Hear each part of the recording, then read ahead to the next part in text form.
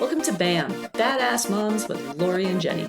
We are moms on a mission to share women's stories about life, fitness, aging, relationships, travel, and much more. Hello, friends, and thanks for listening. I just wanted to take a second to give you a quick reminder about subscribing to the show. If you have not already, just take a moment and do so. This will make sure that you never miss a daily bite or an upcoming episode. And in addition to that, if you have a few extra moments and like to drop us a review, we'd really appreciate it. And there's also a sponsor of the show located at the bottom of all of our episodes. Once again, thank you for listening. Thank you for being badass. Hello, everybody, and thanks for joining us on another episode of The BAM with Lori and Jenny. Today, we have another amazing guest on our show, Rachel Hagen. And Rachel is not only a badass mom, she's an entrepreneur. She's a dear friend of mine, and we're really excited to have her on the show today to talk about her journey in entrepreneurship, which led her to her current now, which is the head of Noted and Company, and she's going to tell you all about that. We're really looking forward to chatting with you today, Rachel. Thank you for being on the show. Yeah, thank you. All right, so let's kick things off. I always like to get our guests telling a little bit about their background and kind of like setting the stage for what you're currently doing. But let's go ahead and start back, before kids. Rachel, you have two kids. Your son, same age as my kiddo. He's 8. And then you have another son, Eli. How old is he? 11. 11. Okay. So before kiddos, kind of what you were doing and how that's kind of led you to your current now in your company. Yeah, I mean, as you might be able to tell from the gray in my hair, we could go way, way back. My degree's in journalism, and I landed in nonprofit event planning, which is a whole story in and of itself. But from nonprofit event planning, I started a event planning company in 2008, as I was saying, quit my job and thought this was going to be such a great idea. And of course, I had to get really scrappy because it was not the time to be starting a new company.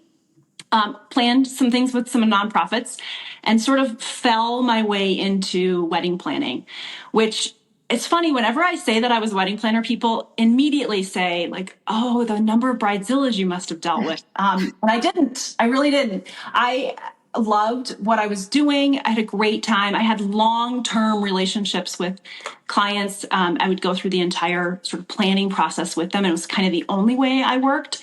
And then by the time they got married, I knew them well. And so I had a great experience with wedding planning.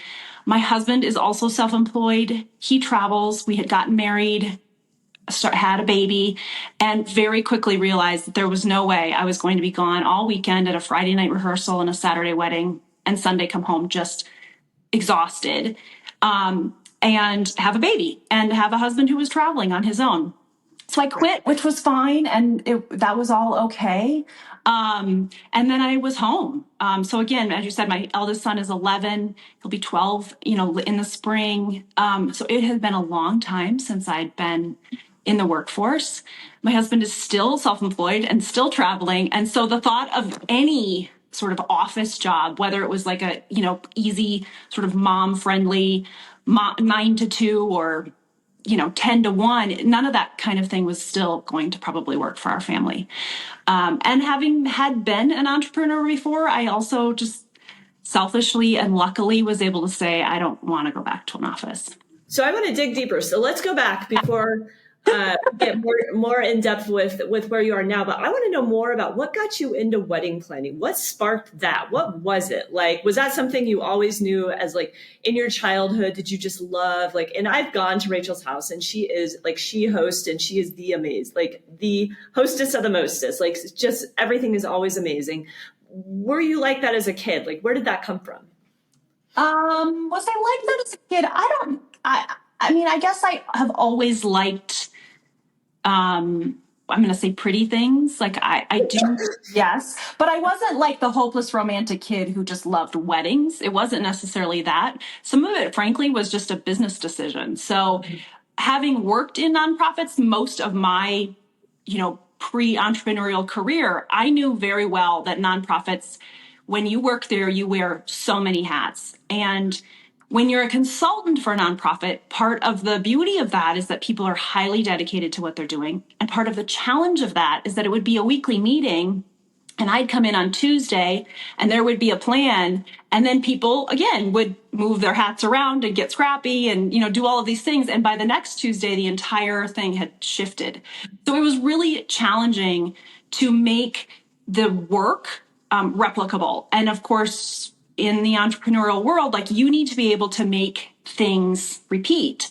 And so I looked at it and said, well, between my just like of people and planning, and then I had some background in floral design, and so I kind of understood how the wedding industry worked. It just made more sense. It was, okay, I work with someone or a couple for a year and a half, they get married, and then I can repeat that within reason. I mean, all weddings face challenges of, what are you serving for dessert? What's being played? Where's the ceremony? All those things. And so it was a little bit more repeatable. And so that it was both of those things, but it really, at the end of the day, was just, I had to pay my bills and I had to get smart business wise. And so that was what started it. And at the beginning, I would take any Tom, Dick, and Harry walking through the door, like, sure, I'll do anything, and quickly realize, like, it's not worth it to do anything. Yeah. I think, one of the challenges of being new in business is that you have to be able to say what's actually worth my time and energy, because it's limited, especially as moms. And I wasn't a new mom, but I was, at the time when I started the wedding planning, I was young and I still had limited time. Important lesson to learn. And I'm still learning it too. I'm just 2 years into my business, and it's like, is this worth, does this align with what we want to do? And is this worth our time and energy? Because if you're saying yes to that, you might be saying no to something that you actually align better with. For sure. I mean, those are life lessons, right? I mean, all of it. Yeah. Right. But I think, it's always reassuring yourself that, wherever you are, that you just keep pushing through, and if it feels right, you keep progressing and you keep doing. I think it's those moments of when you're just not enjoying what you're doing every day, and you start to kind of think, it just doesn't feel right. It sometimes just isn't, but you've tried and you've put yourself out there. So let's talk about your wedding. So were you wedding planning before your wedding, or you were? Okay. So did that put extra stress on you? No, one of the things that was really important to me in wedding planning is that, I always asked the couples to come up with what your top 3 priorities were, because we think that all weddings are these grandiose, things that end up in magazines and Kardashians. And there were some of those for sure. But, and I signed some NDAs, all of that happened. But they're also, the vast majority of them were just people who wanted to have a celebration of themselves and their families and friends. So when I got engaged, I had already kind of watched enough of the riffraff to a bit, and we are lucky to both have huge families, and that was important to us. And so that drove in many ways what we decided to do. So we got married here in Colorado because it's a central hub. We got married, at a time when people could take it with a holiday connected on Monday. So, some of that kind of stuff came into play. But no, it was very casual and very Colorado, here in Boulder County. And but I did know very quickly what I wanted, and more than anything, what I didn't want. Oh, yeah. So, Well, okay. What was the most bizarre thing that happened? I always love to know, like, what was the weirdest thing that happened at a wedding, or the thing that caught you off guard the most? Well, I had a wedding, a client who is a movie star at one point, which on its own was sort of interesting in that I had gone to the meeting at this little coffee shop in Golden. The first time I'm meeting, and I'm sitting there with the bride and I'm talking to her, and she on her own is a model. So I'm looking at her and just like, she's this beautiful woman, right? And I'm paying a lot of attention. Yeah. And then in walks this man, and I kind of like did a double take. Like, again, he's a movie star, but not someone you would instantaneously know. And so I kind of did this double take. And it took me a long time. In fact, it wasn't until after the meeting had ended that I was like, oh, I now know who that is. So fast forward to the wedding day, and the wedding was on this beautiful, like, kind of cliff, and there was a shuttle driver taking guests to and from down to the location, and the shuttle driver's like taking pictures, and I said, I need you to delete those pictures. Yeah. And he was so taken aback. He was like, what? I'm like, you need to delete the pictures. and then later on, he was like, I had no idea who it was. So it wasn't necessarily weird as much as it was in a whole different realm of like signing NDAs and, protecting these people's privacy. Yeah. But there's always stories, and I will not give any of the good ones away. You can write a book someday. Yeah, Rachel, that could be like another whole like title of the podcast: Rachel Hagen talks trash about former clients. No, they were lovely. There's inevitably, it's Colorado, so there's inevitably pets involved, which always adds fun. Kids always adds a lot of fun. So yeah. I will say, I don't know, Jenny, I'm assuming you have children. Yep. Boys, girls. I have 2 girls, 18 and 19. 22. She's finally an empty nester. Yeah. She's like, this is her like first experience of empty nesting.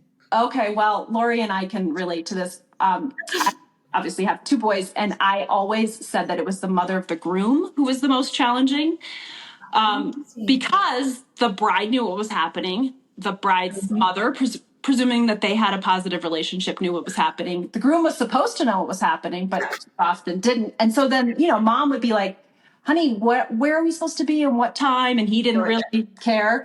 And so she never had enough information. And so she was always sort of the little challenging point. So it's ironic now that I have 2 boys, and I maybe someday will be the mother. Who knows? I love it. It's a lesson for us, Lori. Oh my goodness. So when you left doing wedding planning, was there a moment, or obviously, you had a baby, what was the, I have to be done? Like, was it a hard decision, or was it bittersweet? What emotions were you experiencing? Yeah, bittersweet's probably a really good way to say it.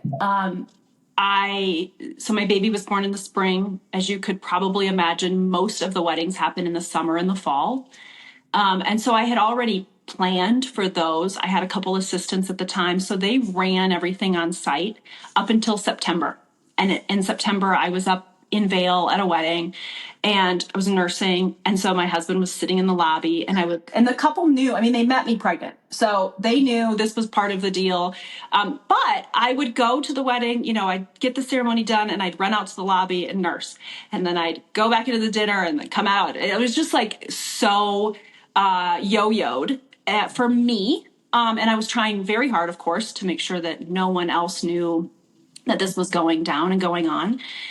So that was like September. And then at that point, I had booked a couple for the next year, and then just slowly said, in a bittersweet way. I really did love what I did, and I loved the people. But it was just not, conducive to my real life at the time. Yeah. So it wasn't a moment. It wasn't necessarily even something that I decided like I was going to sell. One of my assistants went on to form her own company.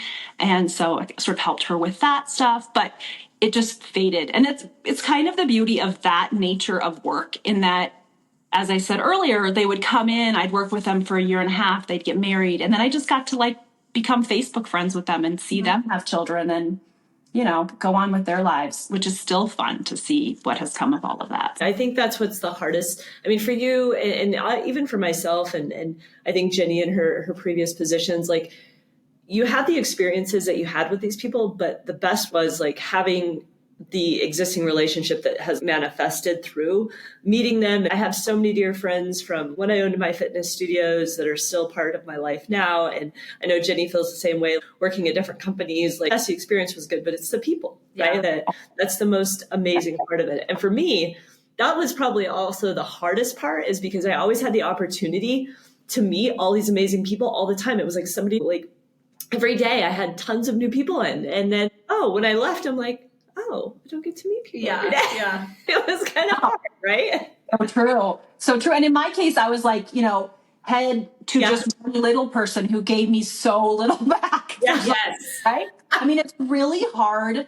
You give, and I don't want to understate the privilege of being able to make the decision having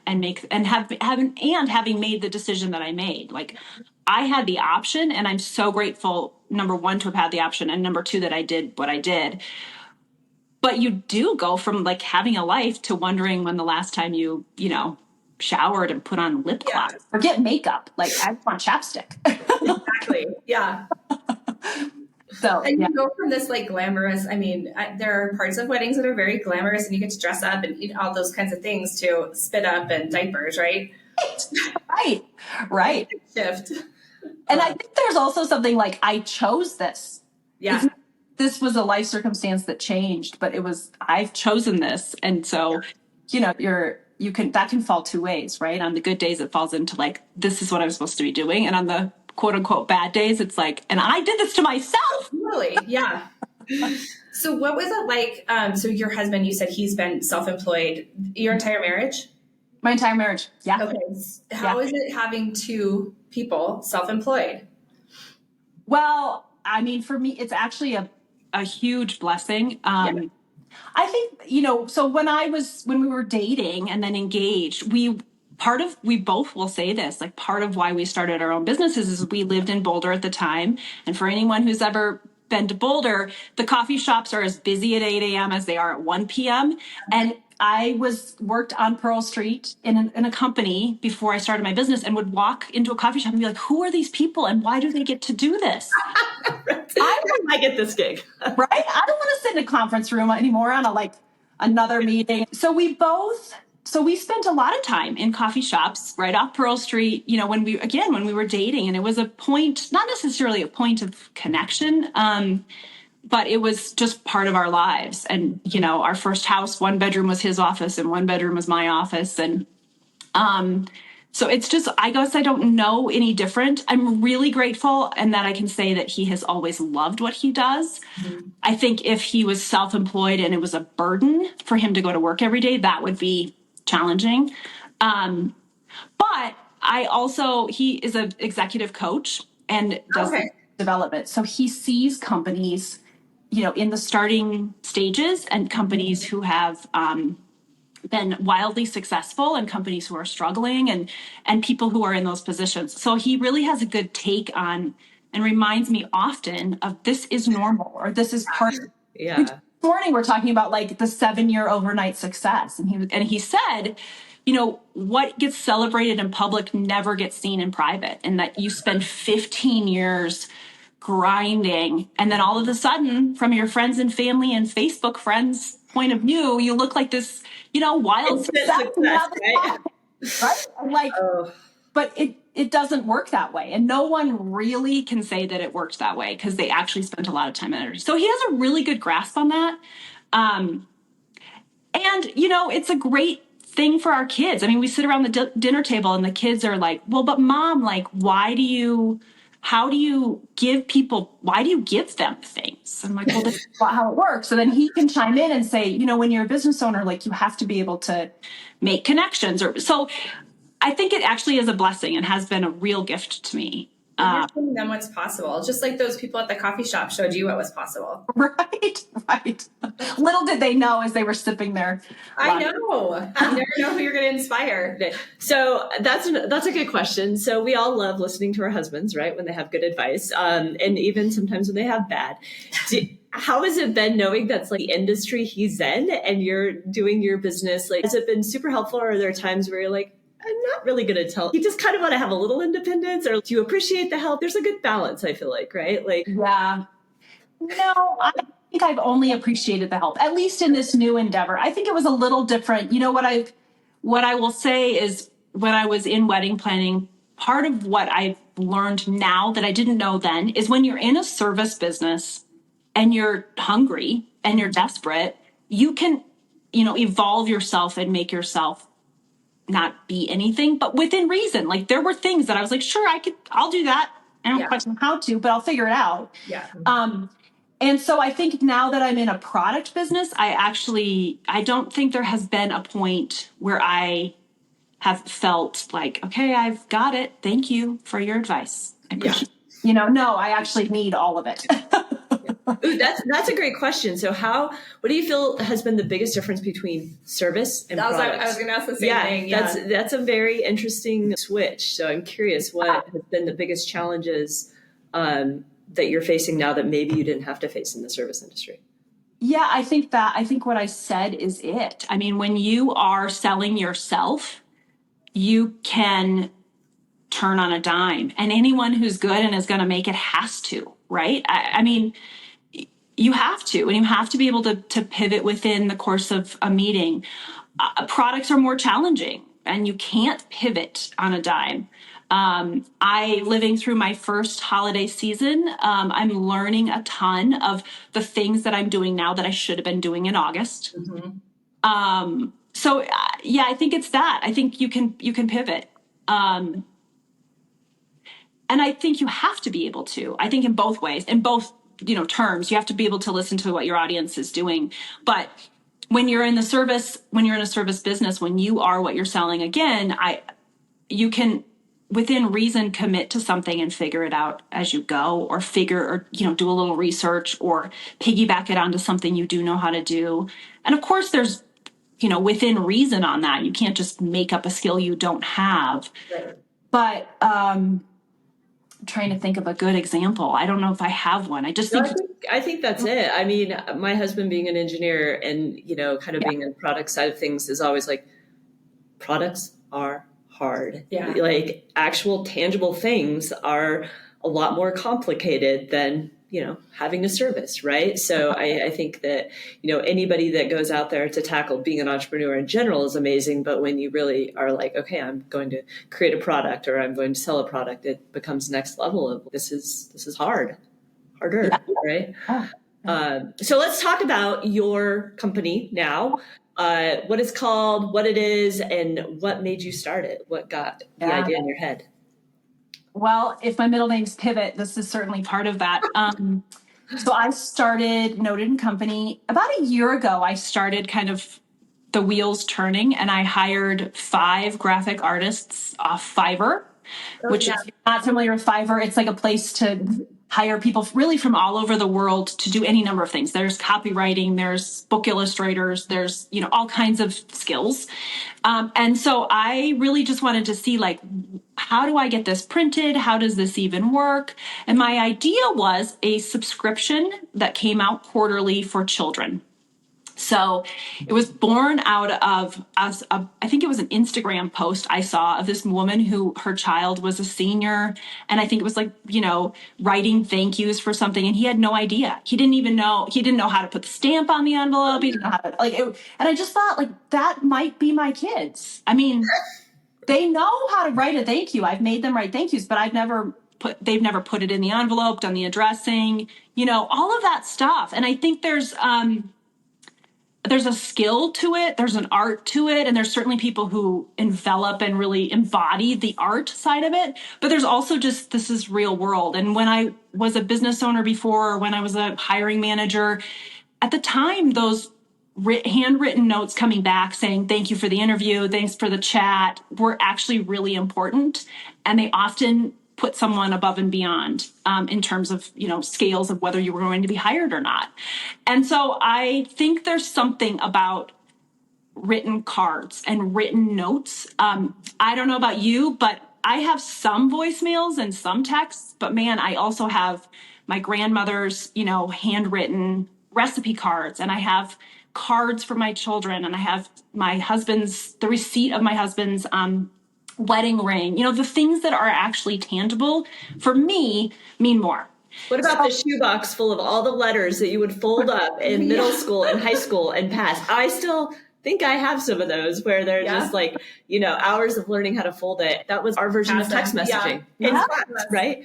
Yeah. I also think, just like we went wild for Kindles, and then we've come back to the value and the fun of having a book and getting them from a little library, the story of where you got the book and where you read it. I mean, I don't know, the book that you read on vacation that you'll never forget, or, whatever it is. I just think it's the same thing. There is something about the tangible. And frankly, I think there's also like the the young people who I think are the coolest and doing the coolest things, they are getting back to the tangible, right? Yeah. They're doing embroidery and they're quilting and they're all of those things are coming. So yeah, there's like bullet journals, and I've seen people taking up calligraphy, and it's kind of cool. You know, my daughter, she went to camp, summer camp, and the first year that she went, she was 12. And we got this letter from her in the mail, and I have no idea how it made it to us, because it was, I felt like the worst mom ever. I'm like, I didn't teach her how to address an envelope, you know? So, I mean, I think it basically said Mom and Dad Westminster, like literally the bare bones. And somehow it made it to us, and it was written in the wrong spot and all that kind of stuff. And I was like, oh my God, nobody's teaching them this anymore, right? And they don't learn cursive anymore. Like, it's just so different. Yeah. And I think we want them to know it. Yeah. So that's where I started. So I started with a subscription for children. It was 5 cards that came out last spring was the first set. So I kind of did the winter as just a trial, quickly learned that Fiverr has a lot of uses, but it did not work to have 5 different artists. So I found a fellow mom in Maine who is a single mom graphic designer, and she helped me did design the spring suite. So I launched that in the spring. I did a spring, I did a summer, and then I was sitting outside with my entrepreneurial husband in like August. And I was like, I love the paper. I love the designs. I love the sort of mission. If I can be so bold, I don't know, that feels a bit presumptuous, but the mission.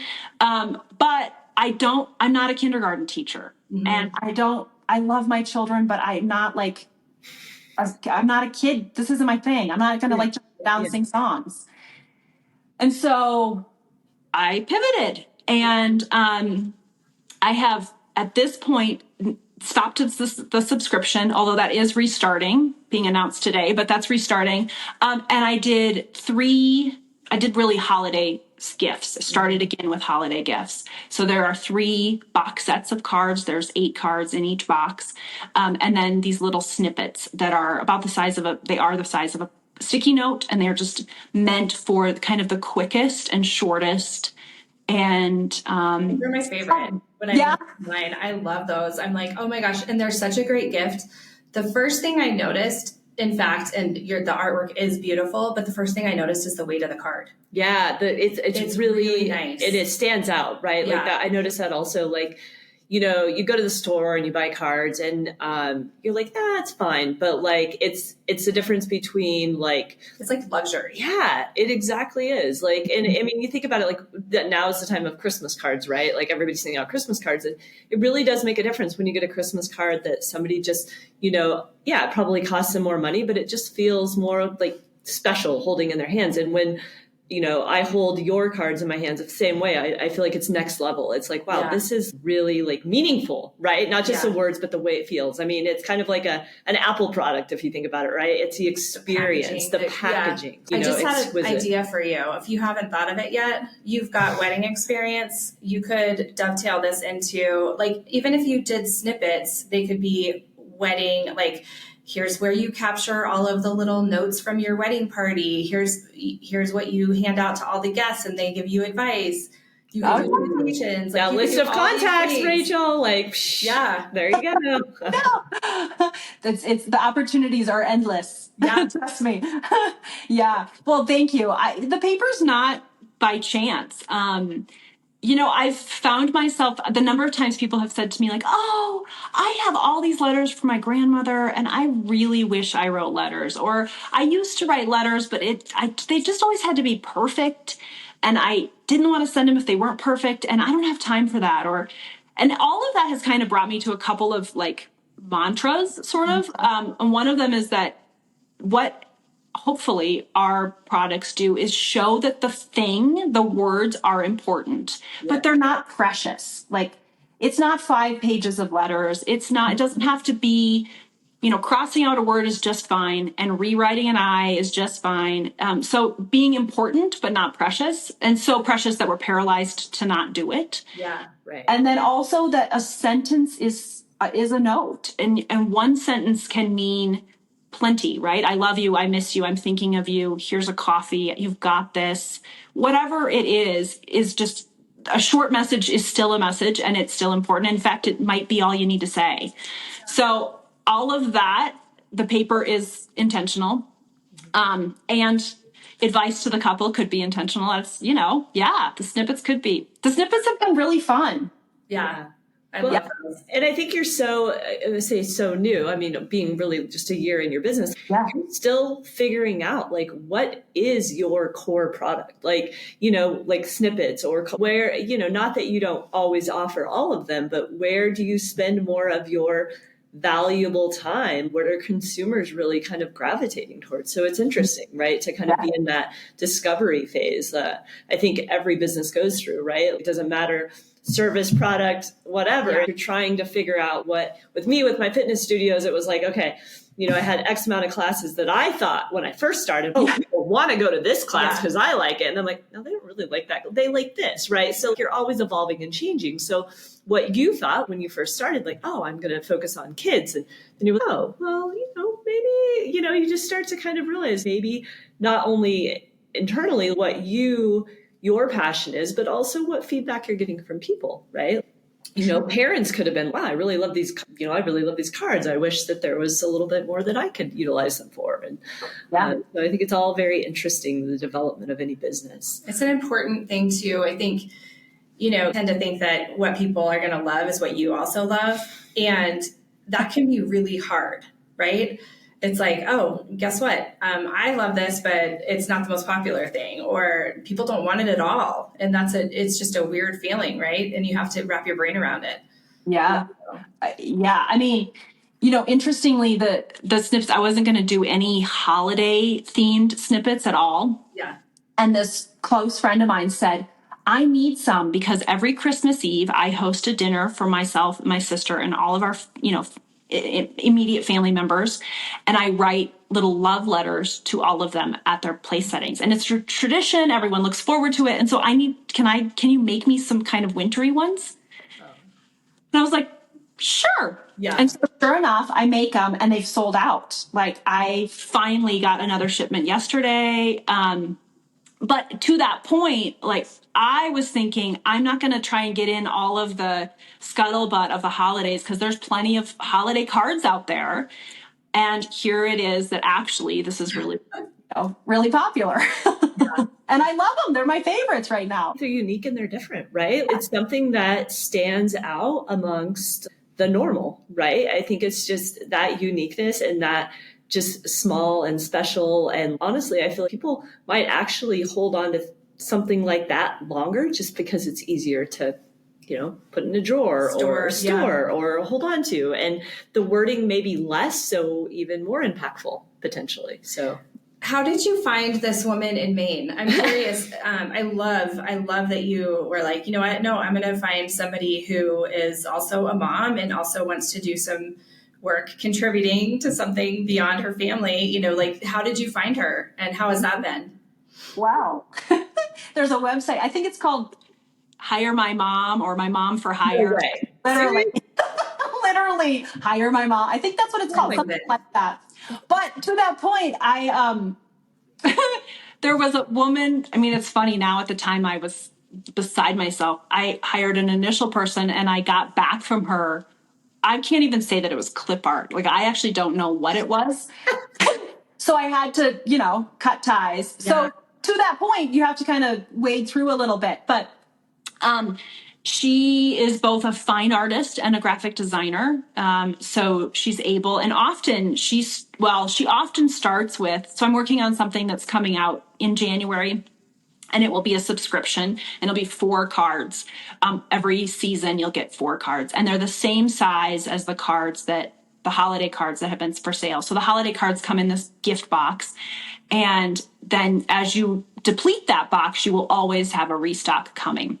And when I say seasonal, they're not like, I don't know, what do I want to say? Like, it's not a snowman. It's not an Easter bunny, right? But one of the designs is inspired by a retaining wall that's been painted on here in Louisville. And so there's this wall and I've driven by it so many times and I love it. And so I'm like taking pictures of it and sending it to her. And then she takes that and has done pencil drawings for me the start of it, and then she'll put it on the computer. So she has this ability and the capabilities to really take my very mediocre crayon drawings or pictures and make them into something. So it's just been it's a great fit. And I'm lucky. I have a couple of designers, but she is the primary. Yeah. So yeah. Hire my mom for hire. I don't know. I like that. And it's funny. We've had conversations because we've needed. I have an HR business, and we've needed some help in certain areas. And it's like we've had people say, "Oh, a virtual assistant, you can get somebody overseas." And it's like we feel, and not that there's anything wrong with that, and those people need to make a living too. But we kind of felt like we would love to employ people that are like us, that are just trying to like work freelance, work on their own terms, and support their family. So. Yeah, we've had that feeling of like, no, we want to give back to a woman that's like in our shoes or has the shoes we've been in. I think it makes the business that much more powerful too. Yeah. So the story, right? Getting the story out there too is so compelling to all entrepreneurs and the consumers that end up buying, their service or product. Yeah, they're drawn to it initially because they need cards or they need fitness services or they need HR services, but ultimately, it's what really connects them. Like, I think you're going to hit home a lot harder with those moms when they're like, oh, well, you're a mom and you started this company. Oh my gosh. And the lady that does your art, she's a mom and then it's like, oh my gosh. And then they're telling everyone else. You want to support your fellow, Yeah. And the thing is, like, people are like, well, it costs more to do that. I'm like, yeah, it does. But there's a reason we want to do it, right? It's part of our mission. It's part of how we want to show up in the world. So, it was an interesting conversation when we were talking about it. And I think there's also a balance of, you're also a business and you need to be profitable. So it can be challenging to find that fine line of, hiring this local mom or hiring this local person is more expensive. And how can you, reduce costs elsewhere, or how can you reduce the time and make it more efficient? I don't know, but the story is important. I mean, I think there's a reason we all know, Tom shoes, or we all know Bomba socks. I mean, The story is important, and they sell in part on that story, and they have mastered that. Like, someone else who wants to make hand knit socks can't say they're Bombas and that they're also giving to, to shelters. They can do that, but that's not their story. So I think, the story's still evolving. I think that's the other piece, is like anyone who's in their own business, if your story's not evolving, then, then you're done, or totally. you're going to fall flat. Yeah. So up until this point in your life, I always love to ask this question. What are you most proud of? I think the sacrifice that is motherhood, and the sacrifice of staying home and sort of taking your life and evolving it. I'm not going to say put it aside, because I still had a life that was fun. But I think that part of, when I look at like my mother, who had me at 24, 25, it was very different than me having children in my 30s, where I had already had a full life. I mean, I had lived, I had traveled, and I had owned a business, and I had worked multiple jobs, and I'd lived in multiple cities, and like I had a life. So I don't want to say that it was harder for me to stay home than my mother or than that generation, or make any qualifications on what anyone else has chosen. But I do think that it's not something that we necessarily give credit to primarily women, certainly men too. But it's not just that you give up wearing nice clothes and you have spit and things all over you. Like, that all you do is deal with baby things. But I think there is something that I would say that was a big decision. And I was fine saying I was at home with kids, and I was a stay-at-home mom. And so I guess I'd say that maybe that being able to make that decision and put my life to the side for a minute, or put some aspects of my life to the side for a minute. That's very a long minute. Yeah, exactly. And it's something you should be proud of, right? I feel like every decision we make, sometimes we're like, ooh, but I think in hindsight, it's like, it makes you proud because it puts you to where you are in this current moment. And Right. as moms, we should all be really fucking proud because, you know, we take care of ourselves, we take care of our kids, we take care of our husbands, we take care of our animals, we take care of it all. So Yeah. Yeah. So what are you looking forward to? That's always something I like to kind of put out there too, because I feel like it's refreshing. It could be with your business, with your personal life, with kids. What do you have on tap? Well, I'm loving what I'm doing. I am very excited. As I said, relaunching the subscription in January. There's some Valentine's Day plans. Yeah, I'm excited about all of that. I'm dropping off my first wholesale order to a retail shop this morning. Like all of that is really fun. And part of it is I'm in this, I'm not doing everything by any means, but I do feel like I'm as expansive, and I'll do retail. I'll do this. I'll try that. I'll do this. I'll do this. And I may kind of hone back in. And so I'm kind of excited to see what the new evolution, not new, but the continued evolution is. I'm looking forward to the holidays. Maybe I should start shopping. Right. Still have like 2 weeks. Always looking forward to, time with my kids. Yeah. So, yeah. But I think you saying right there, like that's what is so exciting. Well, for me, like about being an entrepreneur, like, it's just not having this like box that you have to be in. It's being like, oh, well, that didn't work. Like pivoting, right? Yeah. Our favorite word today. Like being able to kind of like, oh, I'm going to try retail. Yeah, maybe that's not like, maybe that's it. Maybe that's everything. But it doesn't have to be. And if it doesn't, like, you don't feel like we're stuck. Like corporate America, I feel like it's like, this is what you do. And, yes, there's a little bit of, wiggle room, but it's like, you can do whatever you want. And it's amazing. I love it. Yeah. You're the boss. You get to pick. You're the boss. Yeah. That's awesome. And you're the boss, and it all comes back to you, right? Yeah. So, the beauty of corporate America or having a 9 to 5, even if it's not corporate America, is that you have something to guarantee. And in entrepreneurship, you don't have it. So, there are times certainly where that would be really nice, but it's not my game, but I think there's value to that. So it's fun. Very true. Okay. Before we end today, I want everybody, please tell your website, how they can follow you, how they can see you, how they can write with you. Tell them that you do that. Yes. So website is notedandcompany.com. I'm on Instagram at notedandcompany.com. Okay. Every Wednesday morning at 10 a.m. Mountain Time, I have something called Write With Me Wednesday. So I go live for maybe 8-10 minutes, and I talk a little bit, and then you are instructed or invited to bring a pen and card with you and some idea of who you'd like to write to, and then we just write together. So it's just silent for a minute while we each write a sentence. My hope is, or my thought is that even if you're not able to get on there at Wednesdays at 10, because of course everyone has a life, that at least when you see it come through your Instagram feed and maybe watch it, maybe you don't even watch it, you just say, oh, I want just quick, 3 minutes, 4 minutes. It does not take long to simply say, thanks so much for what you've done. Thanks for the bag of apples from your tree.